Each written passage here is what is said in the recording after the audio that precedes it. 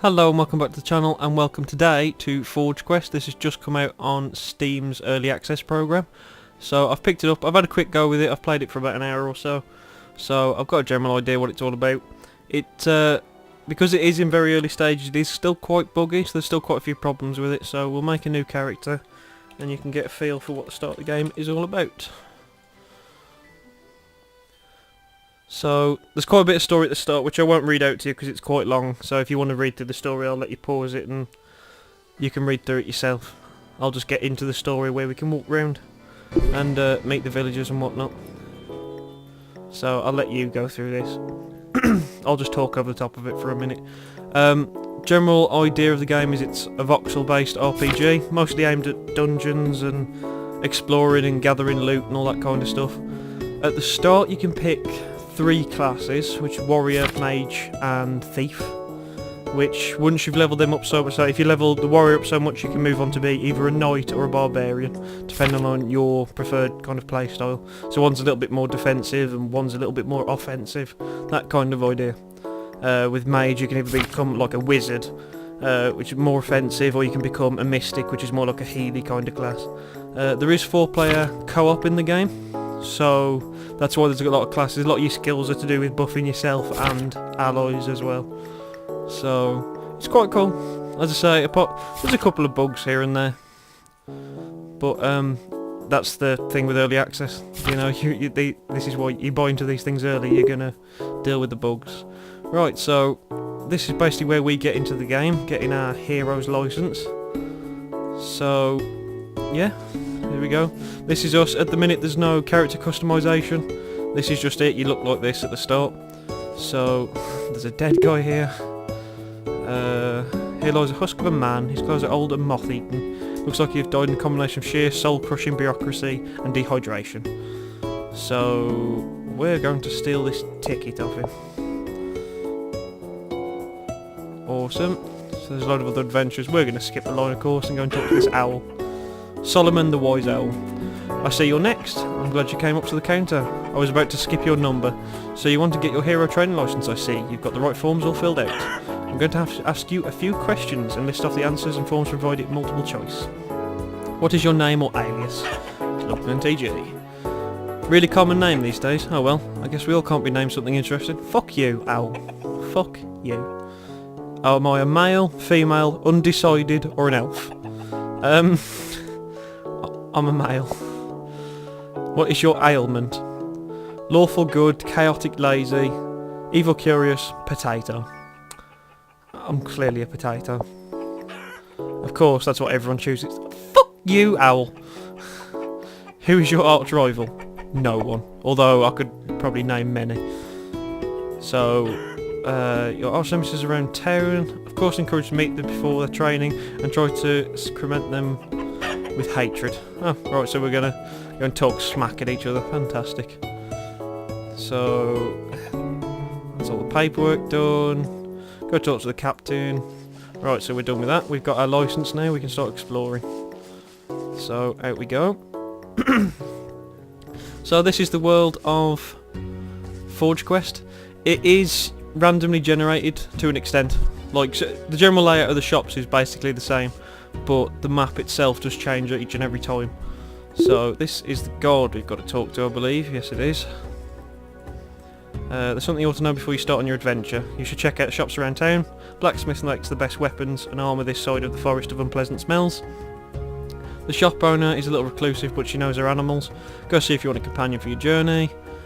The witch is in the magic shop. Is 8 kinds of crazy, but knows her magic. Stop by there if your fingers are twiddling type. I'm more of a sword and board man myself. Be sure to talk to the folks around town if you want to hear the local gossip. Most of them are damn loons, but now and then they have some valuable advice. Be safe out there. Tell the 2 oafs at the gates I gave you permission to leave once you speak to your rival. So, the first thing we should do is find our rival. The first time I loaded this game up, he didn't actually spawn into the world. Luckily, he is here. So we have got kind of lucky there. So, there he is. Pish, Lucky finally decided to show up. Let's get this started, shall we? Let me introduce myself, Terry Cloak. Remember that name, because I'm always going to be one step ahead of you.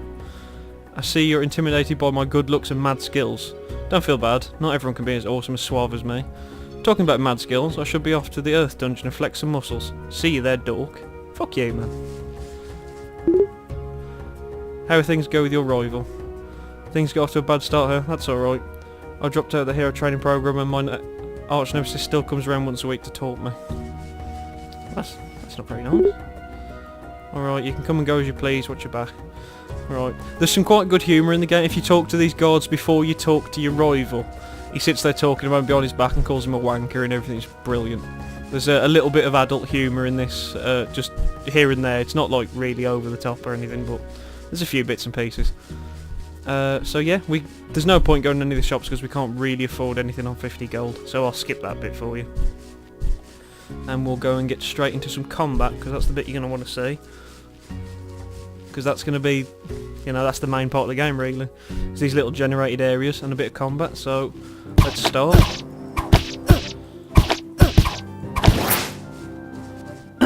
So, as you can probably see from that, it's not the most refined. I have a bit of trouble because sometimes the combat can be a little unresponsive at the start. It depends on the area, but as I said, this is very early access, so there's still a lot of work to be done on it.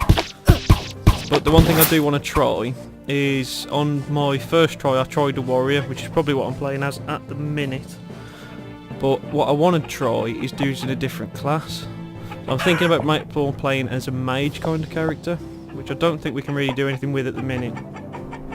No, we need to earn our first level. So we'll go and get that first, and then I should be able to turn myself to be more of a mage kind of character, which I think will be a little bit more interesting to try. So, chickens everywhere. We can't kill the chickens unfortunately, but you can kill these little monsters here. Oh dear. Oh, there we go. That was a little bit easier than I expected. Okay. Oh dear. Hello. So. Oh, there we go. We've got some iron boots. So we'll just equip those. Yep. There we go. So far it doesn't appear to change the appearance of your character, but I don't know if that's going to be added later on or not. Hopefully it does, because I always like seeing that. Well, this is a pretty tough bee.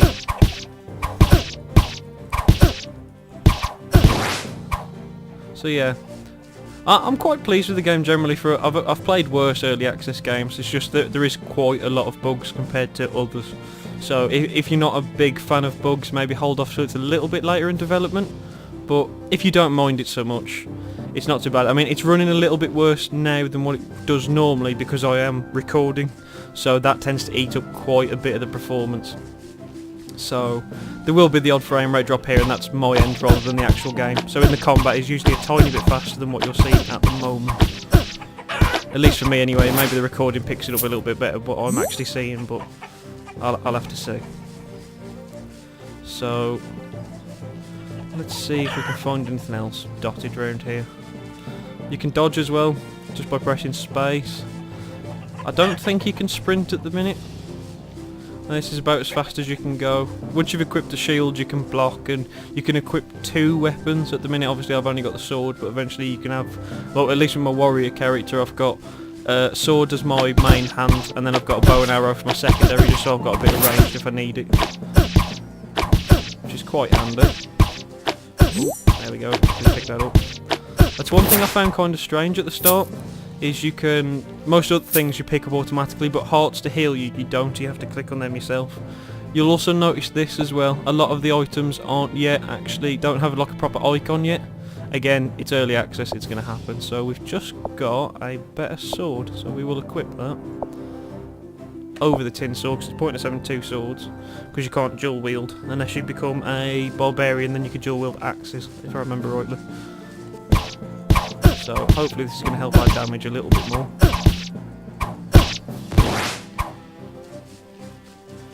So yeah, we've just got to try and find this dungeon now.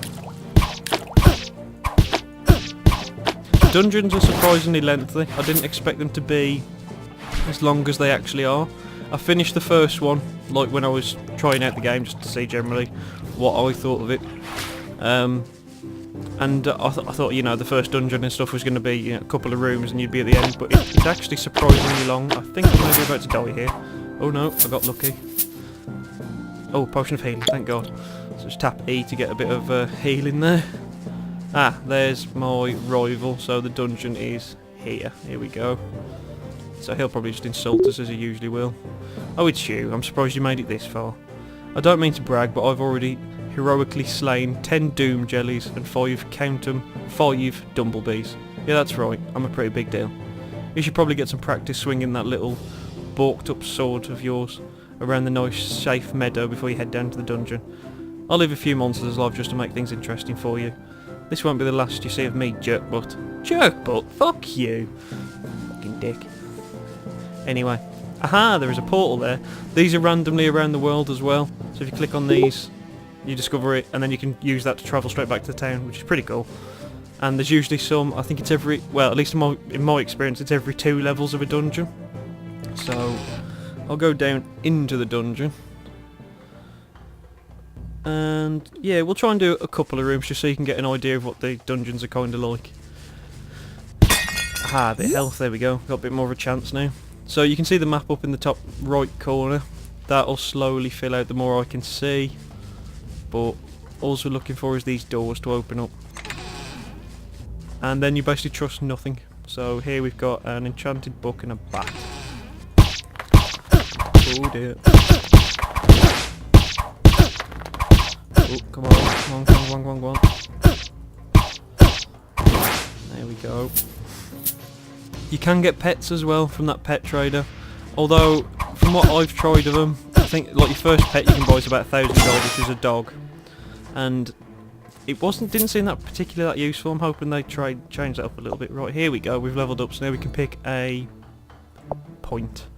So I'm more interested in trying out a mage character. So I think what I'm going to do is buy the first mage skill, which at the minute has no art for it, so I'd like to see how this looks. So we're now one step on our way to becoming a mage, so let's see what this does. Right, so we just fire a little ball of energy. Okay. Oh, it does quite a bit of damage actually. It's not too bad. Right, these gems here, this is quite cool to show you. This is to do with the crafting system in the game, and it's a bit strange, to say the least. Because basically, you've got to play a little mini-game to harvest resources. So you've got to like... It's kind of like a Bejeweled game, if you've ever played anything like that. I will try and show you that now when I can actually get rid of these little monsters that keep attacking me. Right, so you can go on to harvest these, and you craft items directly with these gems, so it's literally just a case of linking 3 up in a row. So, the better you are at the puzzle, the more results you get, basically. So we'll try and link up as many of these as I can. Mostly you can use this to make outfits, so you can change the look of your character at the minute with outfits. They don't change your stats in any way, it just changes the way you look in your actual character's model. So there we go, I've depleted that. So I've got a couple of gems here and there. So that's kind of cool, but you'll find these all over the dungeons, and that's how you basically mine resources. So we'll try and get a tiny bit further. Because the dungeons are pretty long, so there's no way I'm getting through the entire dungeon in one episode. No way. So what you're going to have to let me do is what you're going to have to do is let me know, I'll try that once again, if you want to see more of this game, and I will keep showing you more, and you can get a little bit more of an idea if it's something you'd be interested in. But it's definitely worth looking at. But I would advise for some people maybe to wait for this just a little bit further in development if you're not so keen on not perfectly polished games, because I know some people aren't overly keen on games that can have a few problems here and there. So, ooh. The game does come with partial controller support as well, but I know a lot of people are having trouble with it. I did have a quick go myself. The default bindings I thought were a little strange, so I tried to change them and then it messed up my controls pretty bad completely. So that's something you might want to think about as well if you're not a massive fan of keyboard and mouse for this type of like top-down RPG. but you kind of get used to it. Oh, that's a monster chest. Oh dear, I think we're about to die. Right, roll away.